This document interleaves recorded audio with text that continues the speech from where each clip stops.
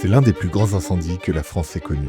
C'est très impressionnant, ouais. Des flammes de 15-20 mètres, des gros panaches de fumée. Bon, il reste plus grand chose ici. C'est même pas si une maison, un garage, simplement une grange. Voilà ce qu'il nous reste. 3 poules. Voilà mes carpes. C'est l'enfer. Vous étiez pas là hier. Hier, à 15h, il faisait nuit. Mercredi 22 juillet 2026, des premières flammes sont repérées dans la commune de Somos. En quelques heures, elles se transforment en un gigantesque brasier.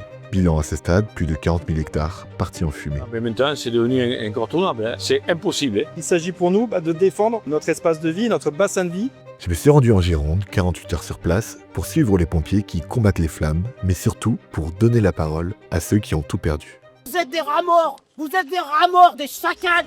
Vous revenez, vous avez vu une maison en passant, le lendemain, il ne reste plus que les fondations. Vous voyez cette maison, elle a été rasée par les flammes, tout simplement. C'est assez désolant quand même.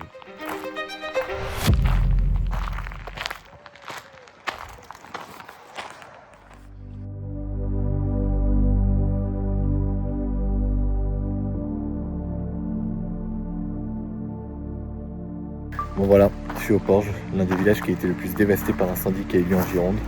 Vous voyez, de partout, on voit les traces de l'incendie. Ici, il y a plus d'une centaine de maisons qui ont été atteintes. Je vais essayer de trouver des habitants pour qu'ils me parlent un petit peu de comment ils ont vu les flammes s'approcher. Comme vous pouvez le voir, d'ailleurs, le village du Porge, il est complètement désert. Il n'y a personne. Sur place, à mon arrivée, il y a très peu de monde dans les rues. Beaucoup ont fui, d'autres n'ont juste pas envie de parler. Alors si, en fait, il y a quand même Mathieu.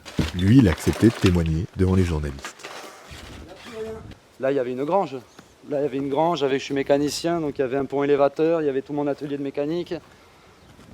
Les voitures, il n'y a plus de voitures. Sauver le tracteur, on a sauvé le tracteur, c'est déjà pas mal. Là, ça brûle encore. Voilà ce qu'il nous reste. 3 poules. 3 petites poulettes. Donc, je vais venir les récupérer ce soir pour les mettre à l'abri.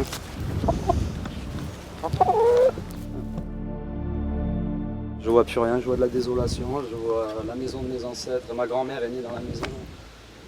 Il n'y a plus rien. Voilà mes carpes. Et les seuls poissons qui me restent, il va falloir que j'essaye de sauver en 10 cm d'eau. Là, il y avait une maison, Thomas avait une belle maison, elle était toute neuve, il venait de la faire sa maison. Là, il y avait une belle maison aussi qui avait été faite très récemment, qui a entièrement brûlé. Donc on est dévasté. J'ai 40 ans, je suis arrivé là, j'avais 23 ans. Et la maison datait de 1910. Donc c'est vraiment la maison des ancêtres.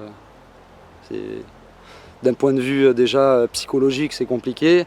D'un point de vue financier, on ne sait pas comment ça va se passer non plus. Et en attendant, on est SDF, quoi. Ce que Mathieu a vécu, une centaine d'habitants du village l'ont vécu aussi. Ici, les flammes, elles ont tout ravagé. Bon, il reste plus grand chose ici.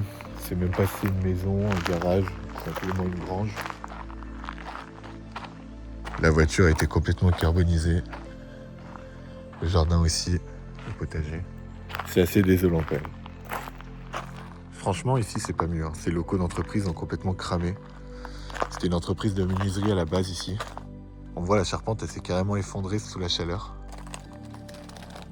Aujourd'hui, on a identifié 183 maisons qui sont parties totalement fumées. C'est une catastrophe pour la commune. L'ensemble de la périphérie du village a été brûlé.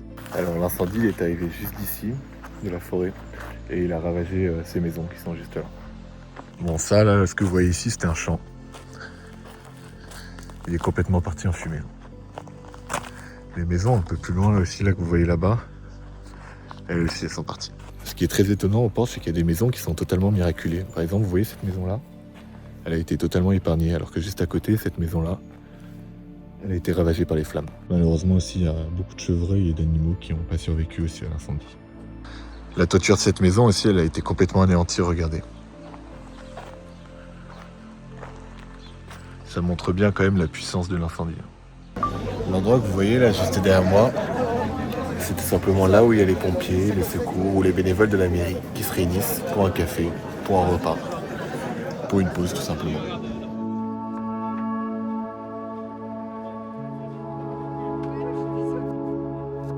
Cet endroit, c'est devenu un petit peu le cœur du village. C'est ici que l'on donne des consignes, que l'on s'organise pour que les pompiers sinistrés ne manquent de rien, et c'est aussi là où on se repose. À quelques mètres de moi, des pompiers en profitent d'ailleurs pour dormir quelques minutes avant de repartir au fond. J'ai pu rencontrer certains d'entre eux, qui sont d'ailleurs les tout premiers à être intervenus sur l'incendie. Moi je dis c'est un peu une scène de guerre en fait. Vous savez que ça brûle partout. Vous savez que tous les pompiers ont mis tous leurs efforts pour aider tous les gens en fait. Qu'est-ce qu'on se dit à ce moment-là? Qu'est-ce qu'on se dit? Qu'on va faire notre boulot jusqu'au bout et qu'on va essayer d'aller au bout de ce qu'on a et de nos limites pour aider le plus de gens possible. Malheureusement, le feu nous a gagnés.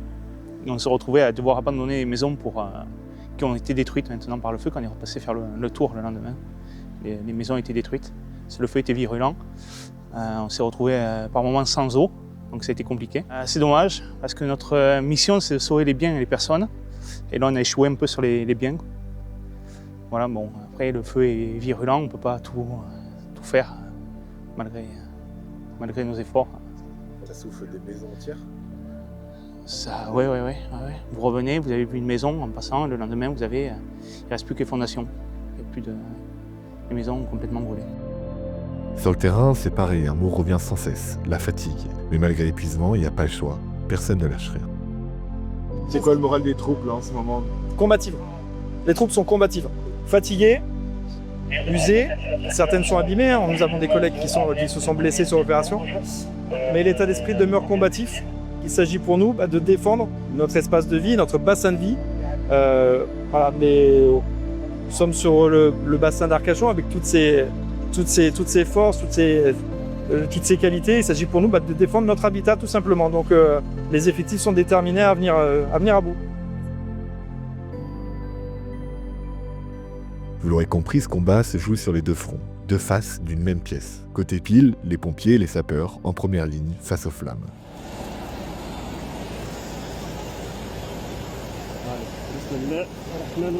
Côté face, des bénévoles tout aussi indispensables. C'est notamment le cas à une quarantaine de kilomètres du feu, tard dans la nuit, où plus de 300 volontaires chargent des denrées alimentaires ou s'occupent des évacués. Dans cet endroit, au parc des expositions de Bordeaux, entre 5000 et 6000 évacués sont accueillis. Qu'est-ce que vous avez emporté en premier? Eh bien, en premier, lui. Lui d'abord, lui. Ça a été lui d'abord. Après, j'ai amené quelques vêtements, mais pas grand-chose. Vous avez emporté quoi avec vous? J'ai emporté le principal, mes médicaments. La première chose à laquelle j'ai pensé, c'est les cages à chats, les médicaments pour les chats. Comme ils sont malades, il fallait des médicaments. Comme je suis moi aussi sous médicaments, pensez à mes médicaments, le chargeur de téléphone et ma liseuse. Vous avez d'abord pensé à vos chats avant vous? Bah oui, il faut bien. Les pauvres bêtes, elles y sont pour rien, elles comptent sur moi quand même pour leur survie. Alors pour certains, cela fait plus de 5 nuits qu'ils sont ici, et le feu n'est pas leur seule préoccupation. Dans les villages sinistrés par les incendies, des pillards ont fait leur apparition. Ils profitent de l'évacuation générale des habitants pour se servir. Malheureusement, effectivement, il y a quelques personnes qui sont dépourvues de toute morale, qui essaient de profiter de la situation. C'est profiter encore d'une période qui est ultra dramatique, c'est catastrophique. Parce que c'est quoi? On parle de gens qui profitent en fait que les évacuations sont là pour... Ils profitent en fait que les gens vivent un drame et puis d'appuyer un peu plus là où ça fait mal. Les autorités ont dû intervenir et créer des barrages. Les habitants, de leur côté, eux, s'organisent et effectuent des rondes dans les quartiers. Il y a eu des gens qui ont été vus et à la fois les CRS et les gendarmes sont en action pour sécuriser le village. Ça fait plus de 35 heures que je suis ici et le feu n'est toujours pas maîtrisé. Sur place, les habitants se posent déjà des questions. La colère monte face à la préfecture et les autorités. Vous êtes des rats morts! Vous êtes des rats morts, des chacals! Certains habitants ont le sentiment d'avoir été sacrifiés. Oui, à un moment donné, il y a quand même eu ce sentiment d'abandon, puisque les pompiers ont dû partir, sur ordre, sur le ferré, pour protéger cette bande-là. Donc là, on a eu un sentiment d'abandon, et ça, c'est tout le monde. Hein. Les bénévoles, les pompiers, tout le monde. On s'est fait abandonner.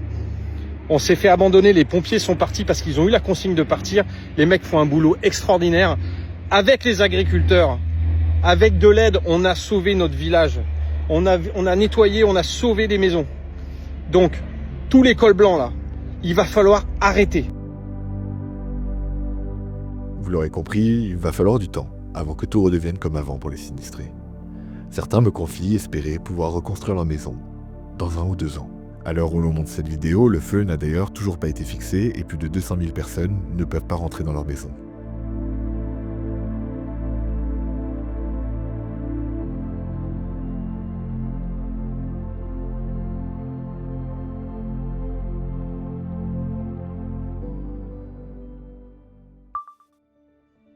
Voilà, j'espère que cette vidéo vous a intéressé. Je vais mettre en lien les cagnottes pour les différents sinistrés qui ont dû faire face à l'incendie. N'hésitez pas en commentaire à nous dire qu'est-ce que vous avez pensé de ce format et à vous abonner si vous voulez voir d'autres vidéos de ce type dans le futur. En attendant, je vous dis à bientôt pour un nouveau reportage.